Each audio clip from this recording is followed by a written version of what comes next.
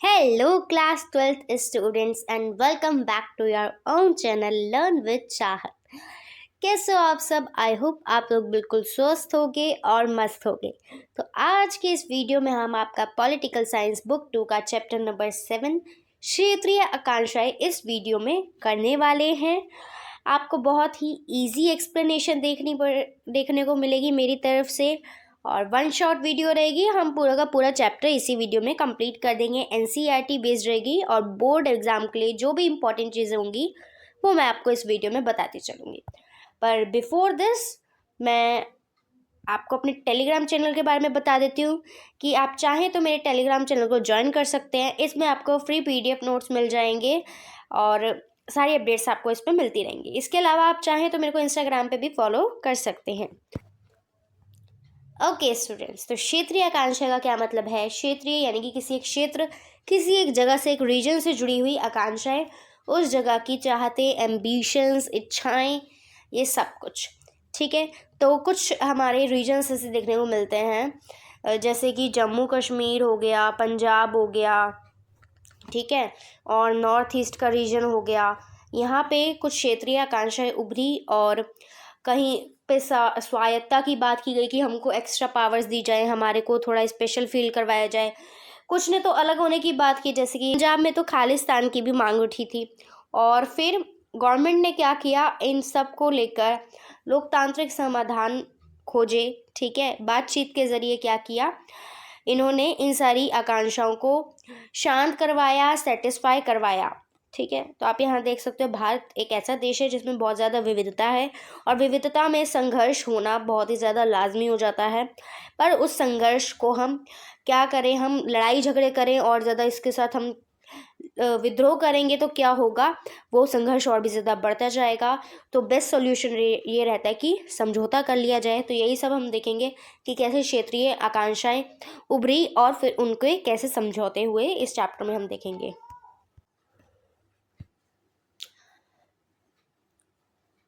तो बच्चों 1980 का जो दशक था ना, 1980 मतलब 1980 का दशक का क्या मतलब है, 1980 से लेकर 1990 तक का जो ये जो 10 साल है, इसको बोला जा रहा है 1980 का दशक। ये दशक था स्वायत्ता की मांग और क्षेत्रीय तनाव का दौर था।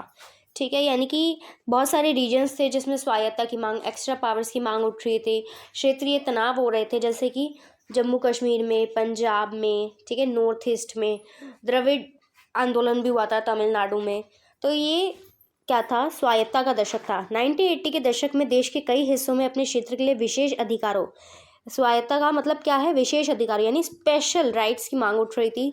इन आंदोलनों ने कई बार संवैधानिक हदों को भी पार कर दिया, यानी कि कई बार तो ये शांति से भी हुए, लेकिन कई बार इन्होंने इतना विकराल रूप ले लिया कि ये सशस्त्र विद्रोह हो गया, यानी कि मारकाट लड़ाइयाँ भी हो गई थी।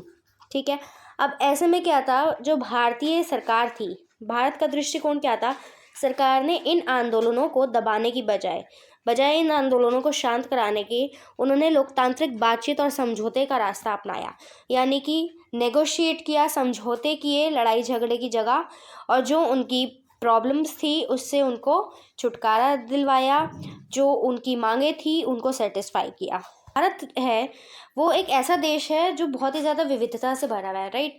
यहाँ पे क्या है, यहाँ पे बहुत सारे अलग अलग लोग रहते हैं, अलग अलग उनका पैशंस हैं, अलग अलग उनके धर्म हैं, संस्कृति है, अलग अलग प्रकार के खाने खाते हैं, अलग अलग प्रकार की उनकी ड्रेसेस हैं, भाषा हैं। तो बहुत ज़्यादा विविधता है भारत में, राइट।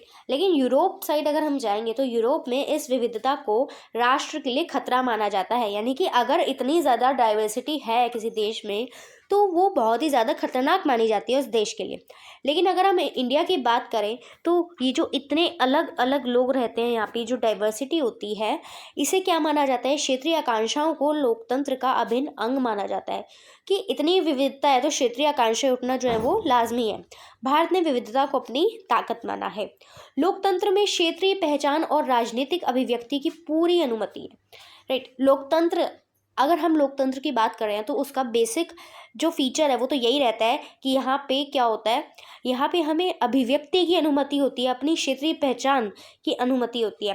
राष्ट्रीय एकता और क्षेत्रीय आकांक्षाओं के बीच हमेशा संतुलन बनाए रखना भी ज़रूरी हो जाता है। तो सबसे पहले हम देखेंगे जम्मू कश्मीर के बारे में। देखो यार, आप सबको पता है कि जम्मू कश्मीर जो है आज़ादी से पहले की अगर हम बात करें 1947 से पहले की बात, तो ये एक रियासत था। ठीक है, 565 रियासतें थी भारत में आज़ादी से पहले, और इसमें से कुछ ऐसी रियासतें थी जो कि भारत में शामिल नहीं होना चाहती थी। 561 तो ईजिली शामिल हो गई थी, लेकिन कुछ नहीं होना चाहती थी, जिसमें एक JNK भी थी, जम्मू एंड कश्मीर। अब यहाँ के राजा कौन थे? यहाँ के राजा थे राजा हरि सिंह। ठीक है, ये क्या करना चाहते थे? अपनी रियासत को स्वतंत्र रखना चाहते थे। ये ना तो पाकिस्तान में जाना चाहते थे और ना ही ये इंडिया में जाना चाहते थे। ये अपनी इसको रियासत को स्वतंत्र रखना चाहते थे। लेकिन फिर अक्टूबर 1947 में क्या होता है, पाकिस्तान जो है वो जम्मू कश्मीर पे कबीलियाई हमला कर देता है। ठीक है, और फिर बड़ा ही ये जो है बहुत ही ज़्यादा कॉन्फ्लिक्ट क्रिएट हो जाता है कश्मीर में, और फिर लड़ाई चलती है। अब ऐसे में जो यहाँ के राजा होते हैं, राजा हरि सिंह, वो इंडिया से मदद मांगता है कि इंडिया हमारी हेल्प करो, हमें ये पाकिस्तान जो कर रहा है वो सही नहीं है। तो उसके लिए इंडिया ने क्या शर्त रखी थी कि हम आपकी मदद कर देंगे, हम सैन्य मदद करेंगे, यानी हम अपनी मिलिट्री भेजकर पाकिस्तान की सेना को भगा देंगे, लेकिन उसके लिए आपको विलय पत्र पर सिग्नेचर करने होंगे, आपको भारतीय संघ में शामिल होना होगा अगर आप हमारी हेल्प चाहते हो तो। ठीक है, और ऐसे ही किया, भारत ने हेल्प भी की फिर जम्मू कश्मीर की, और घुसपैठियों को खदेड़ दिया था। लेकिन साथ में क्या मिला था, कश्मीर को आर्टिकल 370 भी मिल गया था। 370 आर्टिकल का मतलब था कि जो जम्मू कश्मीर था उसको विशेष दर्जा मिल गया था, एक विशेष राज्य का दर्जा उसको मिल चुका था। ठीक है, ये आप देख सकते हो, ये प्रमुख नेता हैं शेख अब्दुल्ला, जम्मू कश्मीर के नेशनल कॉन्फ्रेंस के नेता थे। ये राजा हरि सिंह के शासन के विरोधी थे और पाकिस्तान में शामिल होने के खिलाफ थे। इन्होंने जन आंदोलन का नेतृत्व भी किया था।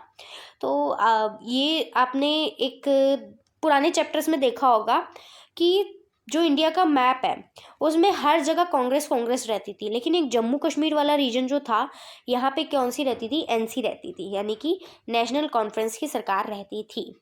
ठीक है, तो कॉन्फ्रेंस जो कांग्रेस थी उसने बार बार इस सरकार को भी गिराया था। ठीक है, हटाया था, कभी जेल भेज दिया था, फिर उसके बाद फिर से ये सत्ता में आई, फिर उसको हटा दिया, तो फिर ऐसे जनता भी काफ़ी ज़्यादा खुश नहीं रही थी। ठीक है, और कश्मीर में क्या है भाई, कश्मीर में बाहरी और भीतरी की भी समस्या है। तो बाहरी विवाद क्या है कश्मीर में, अगर हम देखें तो पाकिस्तान का दावा है कि कश्मीरी घाटी उसका हिस्सा है।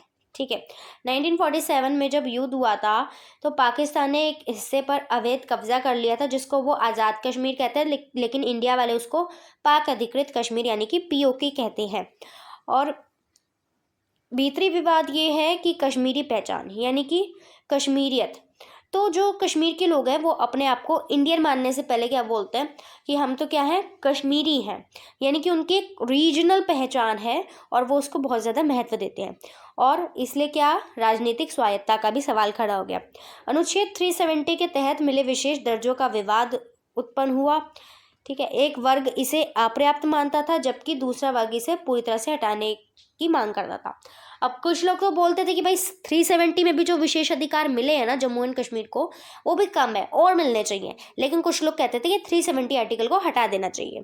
तो ये डिस्प्यूट्स कश्मीर को लेकर रहे हैं। एंड आपको तो पता है कि जब भी कश्मीर में कुछ ना कुछ होता है तो पाकिस्तान क्या कर रहा होता है, बाहर से सपोर्ट दे रहा होता है, वेपन्स दे रहा होता है कश्मीर के लोगों को, और ये सारे दंगे फसाद वो करवाता है। ठीक है, तो अब हम देखते हैं 1948 से 1989 का सफ़र। सबसे पहले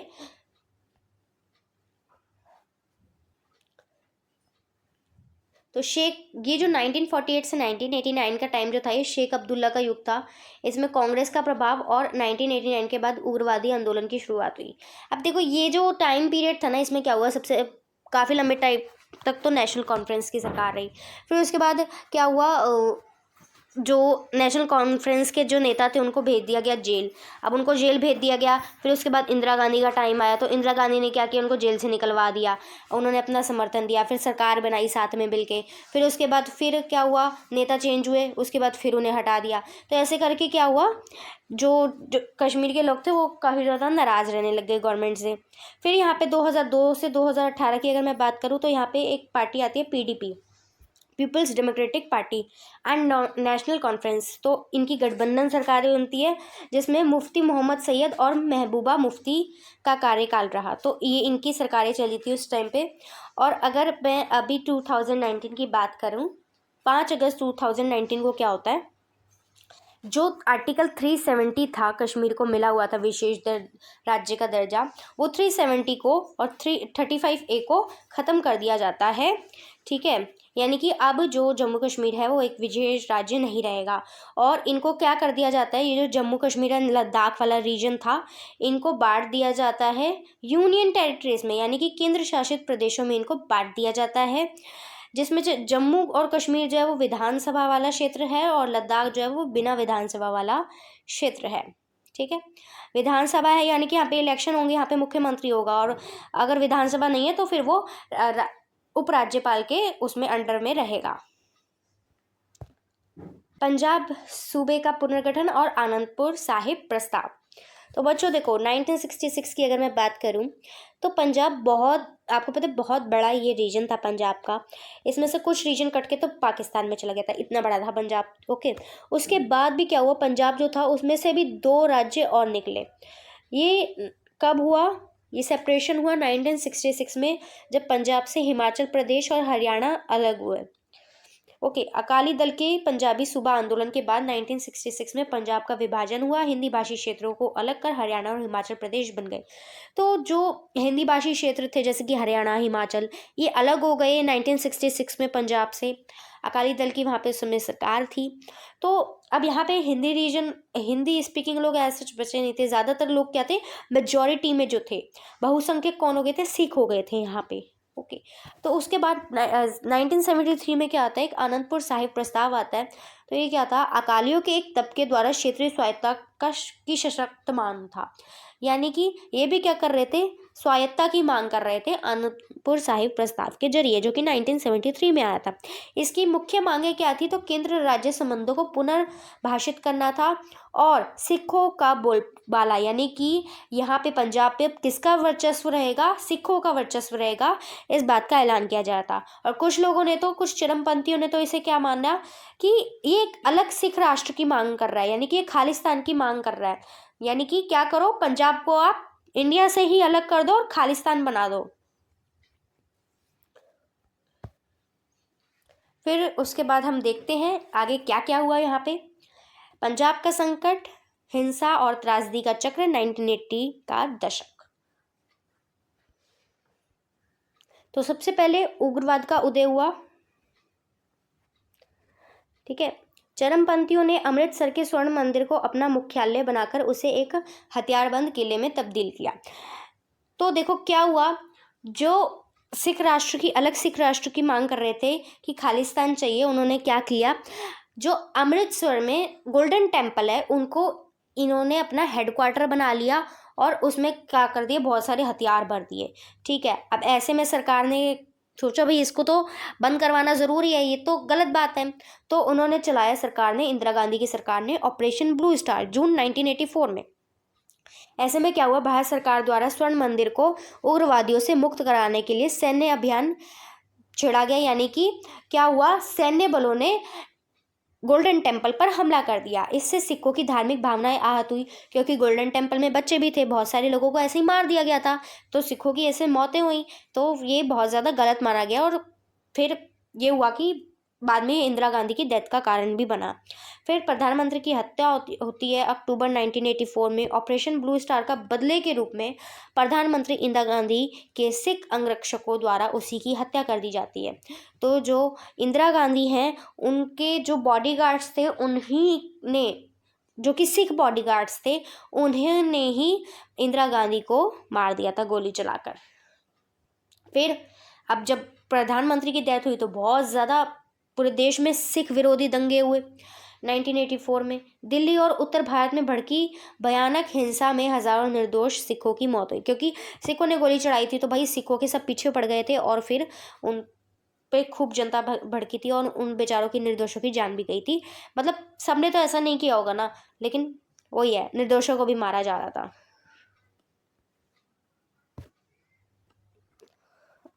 ओके बच्चों, तो जब पंजाब में इतनी ज़्यादा हिंसा हुई, अक्टूबर 1984 में हम देखते हैं इंदिरा गांधी जी की प्राइम मिनिस्टर की हत्या भी हो जाती है। तो फिर जब 84 में चुनाव होते हैं ना, तो सारे का सारा जो सहानुभूति होती है ना, वो उनके बेटे राजीव गांधी जी को मिल जाती है। और इतनी भारी जीत कांग्रेस को कभी नहीं मिली थी, 415 सीटें मिलती हैं, क्योंकि सारी सहानुभूति जो थी वो राजीव गांधी जी के पास आ गई थी। ठीक है, अब इन्होंने क्या किया, राजीव गांधी जी का आप देखना कार्यकाल काफ़ी अच्छा रहा था। उनकी कुछ यही हम प्रमुख उपलब्धियां भी देखेंगे लास्ट में, कि उन्होंने कैसे इन क्षेत्रीय मांगों के समझौते करवाए, सबको सेटिस्फाई करने की कोशिश की। कार्यकाल वैसे उनका अच्छा था, लेकिन जो राजीव गांधी थे उन पर कुछ आरोप भी लगे थे, जिस वजह से उनकी फिर 1989 में सरकार नहीं बनती है। ठीक है बच्चों, तो अब हम देख लेते हैं कि पंजाब में जो इतना संघर्ष हुआ, तो फिर क्या समझौता होता है उसको लेके। तो देखो, इस समझौते को हम बोलते हैं राजीव लोंगोवाल समझौता, या फिर हम इसको पंजाब समझौता भी बोलते हैं, जो कि 1985 में हुआ था। ये किस किस के बीच में हुआ था? देखो, एक तो प्राइम मिनिस्टर राजीव गांधी जी थे, और एक थे संत हरचंद सिंह लोंगोवाल। ठीक है, ये जो थे ये पंजाब के प्रमुख थे। तो इन दोनों के बीच में समझौता हुआ था। इस समझौते के मुख्य बिंदु क्या थे? कि चंडीगढ़ का हस्तांतरण कर दिया जाए। वी ऑल नो कि चंडीगढ़ आज भी हम चंडीगढ़ को हरियाणा और पंजाब जो है वो एज कैपिटल शेयर करते हैं। तो इन्होंने कहा था कि चंडीगढ़ शहर पंजाब को दे दिया जाएगा। फिर सीमा विवाद आयोग का गठन किया गया, कि पंजाब और हरियाणा के बीच में जो सीमा विवाद है उसको सुलझाने के लिए एक आयोग की नियुक्ति की जाएगी। में जल बंटवारे को लेके भी काफ़ी ज़्यादा संघर्ष रहता है। तो पंजाब, हरियाणा और राजस्थान के बीच रावी व्यास नदियों के पानी के बंटवारे के लिए न्यायाधिकरण की स्थापना की जाएगी। ये एक पॉइंट था इसका। और जो भी लोग प्रभावित हुए थे, उग्रवाद प्रभावित लोगों को मुआवजा देने और पंजाब से विशेष अधिकार प्राप्त सुरक्षा बल अधिनियम AFSPA को हटाने की भी बात की गई थी। तो ये था राजीव लोंगोवाल समझौता। ये सब कुछ आप लिख सकते हो, पेपर में आता है 2 मार्क्स में। ठीक है, एक ये आता है, एक ऑपरेशन ब्लू स्टार आता है, आनंदपुर साहिब प्रस्ताव आता है। ये सारे 2 मार्क्स में आते हैं क्वेश्चंस। और टोटल ये आपका जो चैप्टर है, ये 4 मार्क्स का चैप्टर है आपका बोर्ड एग्जाम के लिए। अब हम चलते हैं नॉर्थ ईस्ट की तरफ। हमने जम्मू कश्मीर देख लिया, पंजाब देख लिया, अब हम नॉर्थ ईस्ट की बात करेंगे। ठीक है, नॉर्थ ईस्ट आप देख रहे हो इंडिया के मैप में, आपको यहाँ देखने को मिल रहा है। ये आप देख सकते हो नॉर्थ ईस्ट को जूम करके। नॉर्थ ईस्ट को हम 7 बहनें भी बोलते हैं। क्यों? क्योंकि यहाँ पे 7 स्टेट्स हैं। तो देखते हैं, समझते हैं इसको। देखो, ये पहले जो रीजन था ना, ये सारा का सारा असम हुआ करता था। उसके बाद टूट टूट के इतने सारे स्टेट्स बने। ठीक है, और इसकी अगर हम पृष्ठभूमि देखें तो यहाँ पे पूरी भारत की 4% आबादी जो है वो यहीं पे रहती है। 22 किलोमीटर लंबे संकरे सिलीगुड़ी कॉरिडोर से शेष भारत से इसका जुड़ाव है। आर्थिक पिछड़पन और अलगाव की गहरी भावना। यहाँ पे क्या आप देखो, क्योंकि कोने में पड़ जाता है ये रीजन, तो यहाँ पे क्या इतना ज़्यादा संचार नहीं हो पाता, कुछ ना कुछ कमियाँ रह जाती हैं, तो उतने अच्छे से सब कुछ नहीं हो पाता है। यहाँ पे ज़्यादा विकास नहीं हो पाता, नॉर्थ ईस्ट में सरकार का ज़्यादा ध्यान नहीं जा पाता। तो इस वजह से ये लोग जो हैं असंतुष्ट रहते हैं। अब यहाँ पे हम 3 मुद्दों को देखेंगे।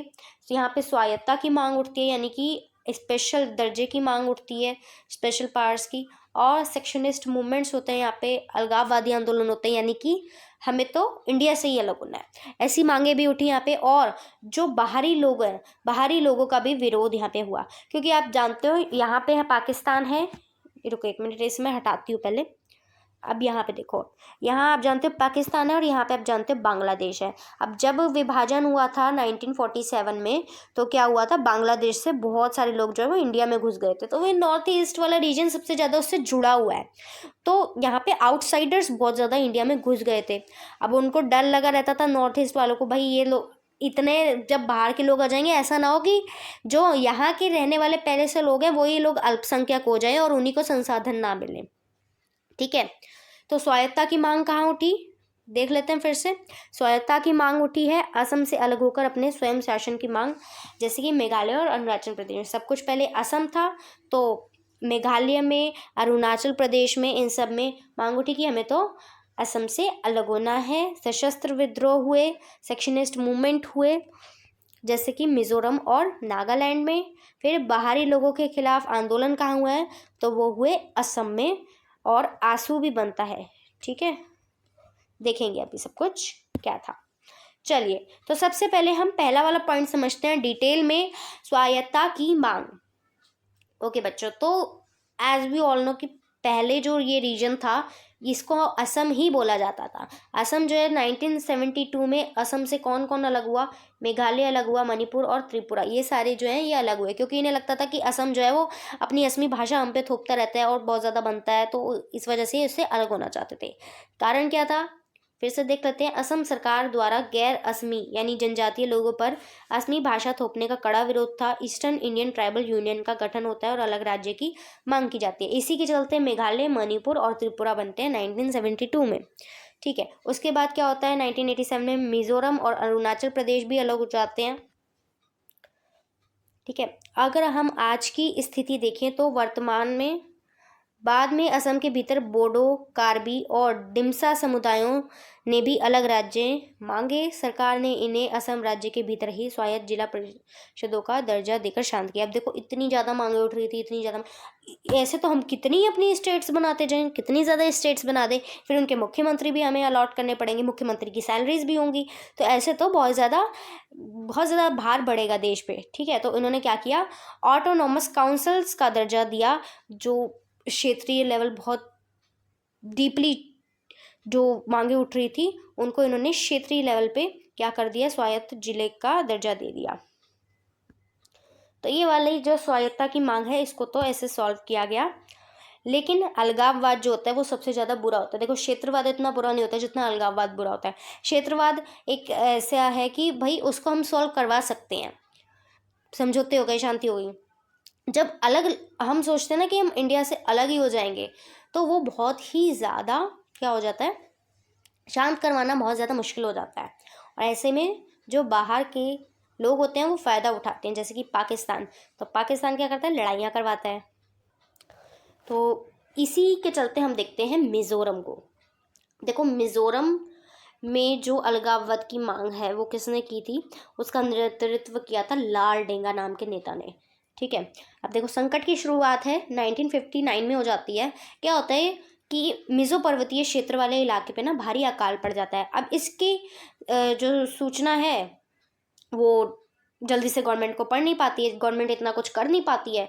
तो गवर्नमेंट की नाकामी की वजह से ये सब जो है जनता में भयंकर क्रोध बढ़ जाता है, यानी कि बहुत ज़्यादा जनता गुस्सा हो जाती है और फिर क्या होता है, अलगाव की भावना का जन्म होता है।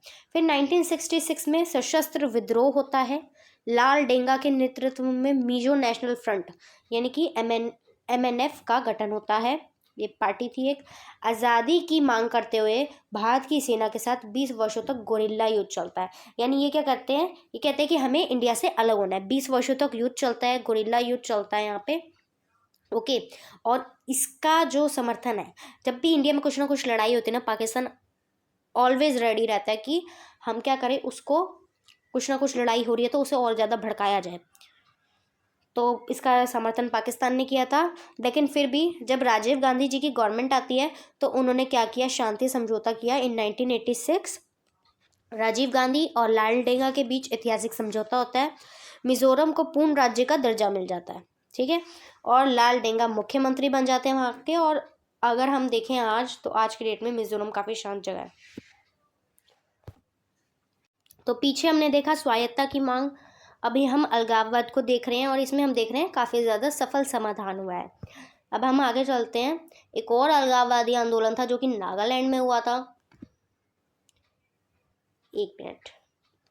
तो नागालैंड में देखो बच्चों, नागालैंड में क्या है, नगा लोग रहते हैं, यानी नगा जनजाति के लोग रहते हैं यहाँ पे। और इनकी एक पहचान है, ये अपनी पहचान के लिए हमेशा क्या करते हैं, स्वायत्तता की मांग करते हैं और इस वजह से ये अलग होने की मांग भी करते हैं। तो देखते हैं मिज़ोरम में तो काफ़ी ज़्यादा सफल समाधान हुआ था, लेकिन यहाँ पे उसका उल्टा होता है। नागालैंड की समस्या का अंतिम समाधान अभी भी बाकी है। तो बच्चों, जो नागालैंड है ये, इसमें कॉन्फ्लिक्ट्स उठते रहते हैं और ये अभी भी इसकी समस्या सॉल्व नहीं हो पाई है। नागालैंड का अलगाववादी आंदोलन मिज़ोरम से भी पुराना है, यानी कि मिज़ोरम से भी पुराना है ये। और यहाँ पे क्या हुआ था 1951 में सबसे पहले अंगमी जापू फिज़ो, ये देख सकते हो आप, अंगमी जापू फिज़ो के नेतृत्व में नगा लोगों के एक तबके ने स्वयं को भारत से आज़ाद घोषित कर दिया। अब ये जो नगा लोग हैं इन्होंने क्या किया, खुद को भारत से आज़ाद घोषित कर दिया इन 1951। फिर क्या होता है, फिजो ने सरकार से बातचीत के सभी प्रस्ताव ठुकराए और हिंसक सशस्त्र विद्रोह शुरू कर दिया। अब इन्होंने क्या किया, खुद को पहले तो अलग घोषित किया, उसके बाद सरकार अगर नेगोशिएट करने की कोशिश कर रही है तो ये अंगमी जापू फिजो जो इसका नेतृत्व कर रहे थे इस आंदोलन का, वो भी नहीं मान रहे थे कि हमें कोई भी नेगोशिएशन नहीं करना है, अलग होना है तो अलग होना है, ठीक है। लेकिन फिर भी किसी तरीके सरकार ने इसको सुलझाया, ठीक है, इसको जैसे तैसे शांत किया। लेकिन अगर आप देखो तो नागा लोगों के एक गुट ने भारत सरकार के साथ समझौते पर हस्ताक्षर किए हैं, लेकिन अन्य कट्टरपंथी विद्रोहियों ने इसे नहीं माना। संघर्ष जारी है, तो समझौते हुए हैं लेकिन फिर भी संघर्ष आज भी जारी है। अब हम देखते हैं तीसरा पॉइंट, बाहरी लोगों का विरोध। इसमें हम असम का देखेंगे, इसमें आसू का भी गठन होता है भाई। देखो यार, मूल कारण क्या था, असम के लोगों को डर था कि बांग्लादेशी मुस्लिम आप्रवासियों की बढ़ती संख्या के कारण वे अपने ही राज्य में अल्पसंख्यक हो जाएंगे, उनके संसाधनों जैसे चाय तेल कोयला पर बाहरी लोगों का कब्जा हो जाएगा। कि अगर देखो बांग्लादेश से अगर लोग ऐसे भाग भाग के आएंगे, इंडिया में घुसेंगे, ठीक है, नॉर्थ ईस्ट जो है वो वहाँ का द्वार है, तो नॉर्थ ईस्ट में ऐसे घुसेंगे तो फिर असम के लिए तो यार दिक्कत हो जाएगी। क्यों? क्योंकि भाई वो वहाँ पे लोग रह रहे हैं, अब इतने सारे लोग आएंगे बाहर से, जो पहले से लोग रह रहे हैं वो अल्पसंख्यक हो जाएंगे, बाहर वाले लोग उन पे अपना दबदबा न बना ले, उनके संसाधन ना खा जाए, उनकी नौकरी ना खा जाए, उनके जो चाय तेल कोयला ऐसे संसाधन उन पे कब्जा ना कर ले, उनके पास तो कुछ भी नहीं बचेगा फिर जो ओरिजिनल असमीज होंगे।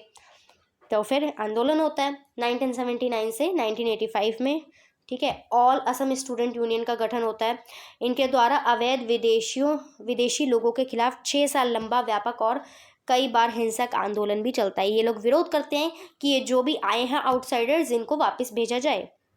फिर समाधान होता है इसका, असम समझौता होता है 1985, ये भी राजीव गांधी की गवर्नमेंट ने किया था। तो राजीव गांधी सरकार और आसू के बीच शांति समझौता होता है। ये तय हुआ कि जो लोग 1951 के बाद असम में आए थे उनकी पहचान की जाएगी और उनको वापस भेजा जाएगा, इंडिया में नहीं रखा जाएगा।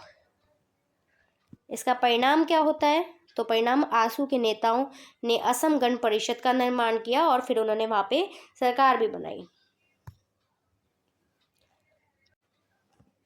ओके, तो हमने जम्मू कश्मीर पंजाब नॉर्थ ईस्ट देख लिया। अब हम चलते हैं साउथ की तरफ। साउथ में एक आंदोलन होता है द्रविड़ आंदोलन, जिसका नेतृत्व जो है वो किया था ईवी रामास्वामी पोरियार ने, ठीक है। ये क्या थे? जाति विरोधी आंदोलन के प्रणेता और द्रविड़ कश्मीर यानी कि डीके के संस्थापक थे। ब्राह्मणवाद और उत्तर भारतीय राजनीतिक वर्चस्व के कड़े विरोधी हैं ये, ठीक है बच्चों। अब ये जो आंदोलन है ये 1965 में होता है, हिंदी भाषा के विरोध में ये आंदोलन उठता है। कहाँ? साउथ में, तमिलनाडु साइड में ये आंदोलन उठता है। तमिल भाषी लोगों ने हिंदी को एकमात्र राजभाषा बनाने का कड़ा विरोध किया। तमिल संस्कृति व भाषा के सम्मान की पुरजोर उठाई। अब क्योंकि अगर हिंदी को राजभाषा बना दिया जाएगा तो साउथ में तो इतने लोग हिंदी नहीं बोलते हैं, ठीक है, वो तो या तो अपनी रीजनल लैंग्वेजेस बोलते हैं, वो इंग्लिश का यूज़ करते हैं, उन्हें तो हिंदी नहीं आती उतने अच्छे से, तो इसलिए उन्होंने विरोध किया था। फिर देखते हैं तो क्या हुआ था।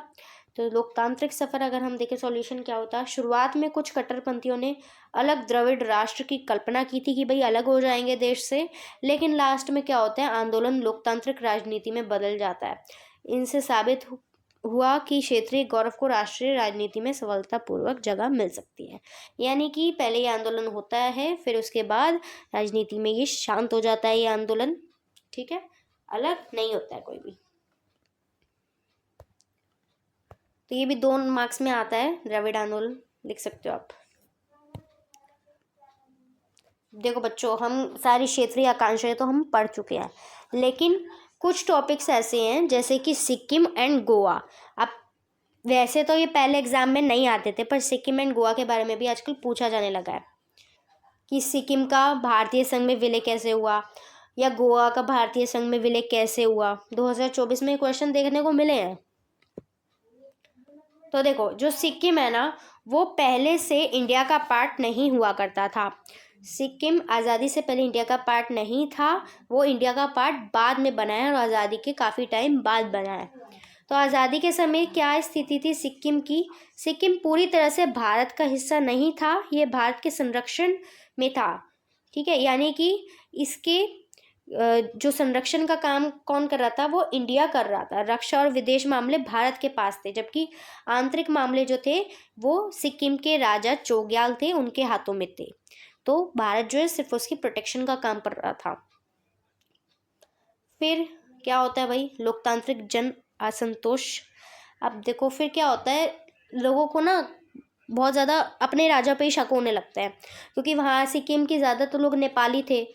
तो उन्हें लगा कि जो हमारा राजा चोग्याल है, चोग्याल जो है वो लेपचा भूटिया थे, यानी कि वो अल्पसंख्यक थे, अल्पसंख्यक समुदाय से थे। तो जो राजा है हमारे अल्पसंख्यक हैं, वहाँ पे मोस्टली जो नेपाली जनता है उनको लगा कहीं वो अपना जो अपना रिलीजन है वो हम पे ना थोपने लग जाए, अपनी तानाशाही ना चलाने लग जाए। तो फिर ऐसे जनता में असंतोष बढ़ रहा था। और फिर क्या होता है, इस बात का फ़ायदा उठाती हैं इंदिरा गांधी जी, और ऐसे करके सिक्किम जो है वो सिक्किम अपने इंडिया में मिला लेती हैं। ठीक है, जनता से वोटिंग करवाई जाती है, रेफरेंडम होता है, जनमत संग्रह करवाया जाता है 1975 में, और फिर जो सिक्किम है वो इंडिया का पार्ट बन जाता है। अब हम गोवा को देख लेते हैं बच्चों। तो गोवा में क्या था, 1498 की अगर मैं बात करूँ तो 1498 में पुर्तगाली इंडिया में आ चुके थे। ठीक है, एंड 1510 यानी कि 1510 तक उन्होंने गोवा पे अपना कब्जा भी जमा लिया था, 16वीं सदी तक। ठीक है बच्चों, तो बहुत ही पुराने टाइम से, अंग्रेज़ों से भी पहले से पुर्तगाली हमारे इंडिया में घुस चुके थे, और वो कहीं ना कहीं हम पे राज कर रहे थे, गोवा वाले रीजन पे, दमन द्वीप और गोवा वाला जो रीजन था वहाँ पे। ठीक है, अंग्रेज चले जाते हैं, 1947 में भारत देश आज़ाद हो जाता है, लेकिन उसके बाद भी पुर्तगालियों ने मना कर दिया, भाई हम तो गोवा को नहीं छोड़ेंगे, गोवा दमन और दीव वाले रीजन को हम नहीं छोड़ेंगे। फिर क्या होता है, दिसंबर 1961 में सैन्य कार्रवाई की जाती है भारत सरकार द्वारा, लंबे जन आंदोलन और महाराष्ट्र के सत्याग्रहियों के समर्थन के बाद, यानी कि सपोर्ट मिलता है महाराष्ट्र से भी। और फिर भारत ने गोवा में सेना भेजी, 2 दिन की लड़ाई चलती है और गोवा मुक्त हो जाता है। एंड गोवा क्या बनता है, यूनियन टेरिटरी बनता है। ठीक है, केंद्र शासित प्रदेश बनता है, अभी स्टेट नहीं बना है, वो केंद्र शासित प्रदेश बन जाता है 1961 में। फिर उसके बाद 1967 में एक जनमत सर्वेक्षण करवाया जाता है कि जनता क्या चाहती है ये देखा जाए। क्यों, क्योंकि उसके बाद कुछ कन्फ्लिक्ट्स उठ रहे थे कि भाई जो गोवा है, ठीक है, उसे महाराष्ट्र में मिला दिया जाए क्या। क्यों, क्योंकि गोवा में तो कोंकणी बोलने वाले लोग रहते थे, अब महाराष्ट्र में मराठी वाले लोग ज़्यादा रहते हैं। तो ऐसे में फिर कन्फ्लिक्ट्स उठ रहे थे कि क्या गोवा को अलग रखा जाए। तो इस वजह से जनमत सर्वेक्षण करवाया जाता है 1967 में। तो ऐतिहासिक ओपिनियन पोल करवाया जाता है। गोवा की जनता ने अपनी कोंकणी भाषा और विशिष्ट संस्कृति बचाने के लिए महाराष्ट्र में विलय के बजाय अलग रहने के पक्ष में वोट डाला कि हम महाराष्ट्र के साथ नहीं रहेंगे, हमें आप एक अलग स्टेट ही बना दो।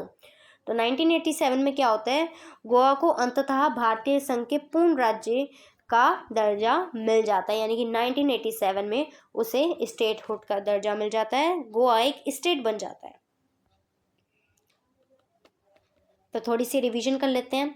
इतनी सारी क्षेत्रीय मांगे उठी, जम्मू कश्मीर में उठी, ठीक है, फिर पंजाब में, देन उसके बाद नॉर्थ ईस्ट में उठी, फिर हमने देखा सिक्किम का विलय और गोवा का विलय। अब हम थोड़े से जो समझौते हुए हैं उनको रिवाइज कर लेते हैं, वो किन किन के बीच में, और ये 2 मार्क्स में आ भी सकते हैं आपके एग्जाम में।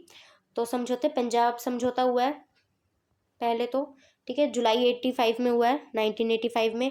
राजीव गांधी और हरचंद सिंह लोगोवाल के बीच में हुआ है, और उसके मुख्य बिंदु या परिणाम क्या रहे हैं, तो चंडीगढ़ पंजाब को सौंपा जाएगा, जल विवाद को सुलझाया जाएगा, और जो सुरक्षा बल है वहाँ पे उनकी वापसी की जाएगी। तो ये सब जो है पंजाब समझौते में आता है। फिर असम समझौता, जो नॉर्थ ईस्ट अभी हमने पढ़ा था थोड़ी देर पहले, ये अगस्त 1985 में होता है, राजीव गांधी और आसू के जो नेता थे उसके बीच में होता है। 1951 के बाद आए अवैध विदेशियों प्रवासियों की पहचान कर उन्हें देश से वापस भेजना, ये इसका रिजल्ट निकलता है असम समझौते का। और मिजोरम में क्या होता है बच्चों, तो मिजोरम भी 1986 में समझौता होता है, किसके बीच? राजीव गांधी और लाल डेंगा के बीच में होता है, जो वहाँ के मिजो नेशनल फ्रंट के नेता थे, उनके बीच में ये समझौता होता है। इसमें क्या होता है, जो लड़ाई कर रहे थे जो वहाँ के MNF के नेता, उस सबको बंद करवा दिया जाता है। ठीक है, वो शांति का रास्ता अपनाते हैं, मिजोरम को पूर्ण राज्य का दर्जा मिल जाता है और लाल डेंगा वहाँ के मुख्यमंत्री बन जाते हैं। तो ये सारी क्या था, ये सब कुछ हमने राजीव गांधी के टाइम में जो उपलब्धियां हैं उनकी वो देखी। अब हम देख लेते हैं लास्ट में, वैसे तो जो मेन था मैंने सब आपको करा दिया, पर ये भी एक क्वेश्चन था जो कि आ सकता है आपके एग्जाम में बच्चों, कि क्षेत्रीय आकांक्षाओं से हमें क्या सबक मिलते हैं, क्या लोकतांत्रिक सबक है, या कैसे उनको सुलझाना चाहिए। तो देखो, या किसी भी क्षेत्र की आकांक्षा होना बहुत ही ज़्यादा स्वाभाविक होता है। अगर हम बहुत ज़्यादा डिफरेंट रीजन में रह रहे हैं, एक ऐसी जगह पे रह रहे हैं जहाँ पे बहुत ज़्यादा विविधता है, तो वहाँ पे क्षेत्रीय आकांक्षाओं का उठना लाजमी होता है। तो क्षेत्रीय आकांक्षाएं लोकतांत्रिक राजनीति का स्वाभाविक और अभिन्न अंग है, और ये कोई खतरा नहीं है, हमें इन्हें खतरे के रूप में नहीं देखना चाहिए, ये हमें बहुत ज़्यादा नेचुरल समझना चाहिए। और फिर इनको हमें सॉल्व कैसे करना चाहिए, तो बातचीत को हमें सर्वोपरि रखना चाहिए, यानी कि बातचीत का हमें सहारा लेना चाहिए। अगर हम सोचेंगे कि उसे दबा दें, उस आंदोलन को दबाएं हम, या हम भी मारपीट कर दें, तो फिर उसका बहुत से ज़्यादा उल्टा हमें कंसिक्वेंस देखने को मिल सकता है। अलगाववादी मांगों को बलपूर्वक दबाने के बजाय लोकतांत्रिक बातचीत से सुलझाना सबसे कारगर है। ठीक है, अब जैसे क्या हुआ, जो इंदिरा गांधी वाली गवर्नमेंट थी, उन्होंने जो ब्लू स्टार ऑपरेशन करवाया था, उसमें क्या हुआ था, बहुत ज़्यादा फिर उग्र हो गया था और बहुत ज़्यादा दंगे हो गए थे उस टाइम पे। फिर राजीव गांधी गवर्नमेंट ने आके क्या किया था, पंजाब समझौता किया था, एक समझौता किया था, बातचीत की थी। ठीक है, जिससे क्या हुआ था, वो सब कुछ शांत हो पाया था। देन सत्ता की साझेदारी, क्षेत्रीय दलों को सत्ता में भागीदारी का मौका मिलना ताकि अलगाव की भावना खत्म हो सके। क्षेत्रीय दलों को भी हमें सत्ता में भागीदारी देनी चाहिए।